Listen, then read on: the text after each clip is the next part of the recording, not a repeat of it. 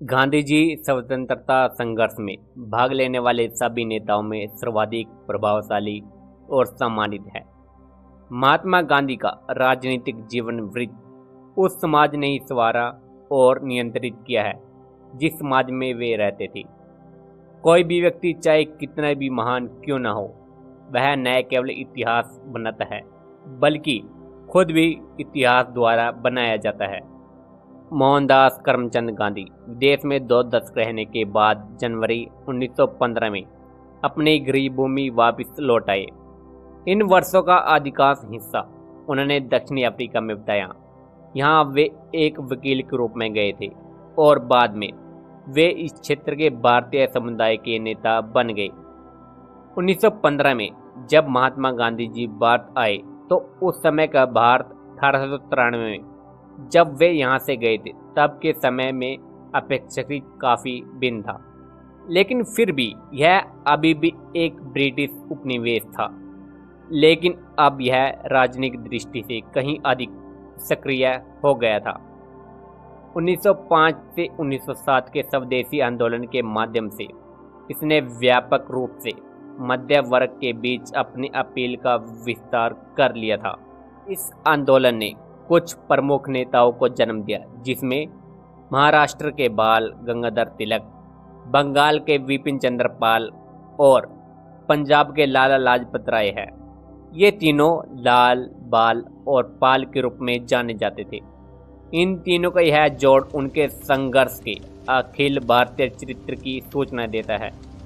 इन उदारवादियों में गांधी जी के मान्य राजनीतिक परामर्शदाता गोपाल कृष्ण गोखले के साथ ही मोहम्मद अली जिन्ना थे, जो गांधी जी की तरह ही गुजराती मूल के लंदन में प्रशिक्षित वकील थे।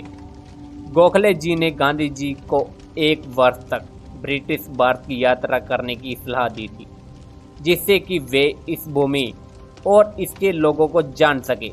उनकी पहली महत्वपूर्ण सार्वजनिक उपस्थिति फरवरी 1916 में बनारस हिंदू विश्वविद्यालय के उद्घाटन समारोह में हुई। इस समारोह में आमंत्रित व्यक्तियों में वे राजा और मानव प्रेमी थे, जिनके द्वारा दिए गए दान ने बनारस हिंदू विश्वविद्यालय की स्थापना में काफ़ी ज़्यादा योगदान दिया। भारत के अंदर उनकी प्रतिष्ठा के कारण नहीं, बल्कि दक्षिण अफ्रीका में उनके द्वारा किए गए कार्यों के आधार पर उन्हें आमंत्रित किया गया था। जब गांधी जी की बोलने की बारी आई तो उन्होंने गरीब मजदूरों की ओर ध्यान न देने के कारण भारतीय विशिष्ट वर्गों को आड़े हाथों लिया। उन्होंने कहा कि बनारस हिंदू विश्वविद्यालय की स्थापना निश्चित ही अत्यंत शानदार है, किंतु उन्होंने वहां धनी व सजे सवरे भद्रजनों की उपस्थिति और लाखों गरीब परिवारों की अनुपस्थिति के बीच विषमता पर अपनी चिंता प्रकट की। गांधी जी ने विशेष सुविधा प्राप्त आमंत्रियों से कहा कि भारत के लिए तब तक मुक्ति संभव नहीं जब तक कि आप अपने इन अलंकरणों से मुक्त न कर ले और इन्हें भारत की हमवतनों की भलाई में न लगा दे। वे कहते गए कि हमारे लिए स्वशासन का तब तक कोई मतलब नहीं है जब तक कि हम किसानों से उनके श्रम का लगभग संपूर्ण लाभ स्वयं अथवा अन्य लोगों को दे देने की अनुमति देते रहेंगे।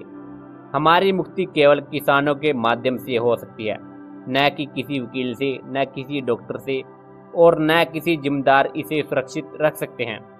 उसी वर्ष के अंतिम महीने में गांधी जी को अपने नियमों को व्यवहार में लाने का अवसर भी मिला।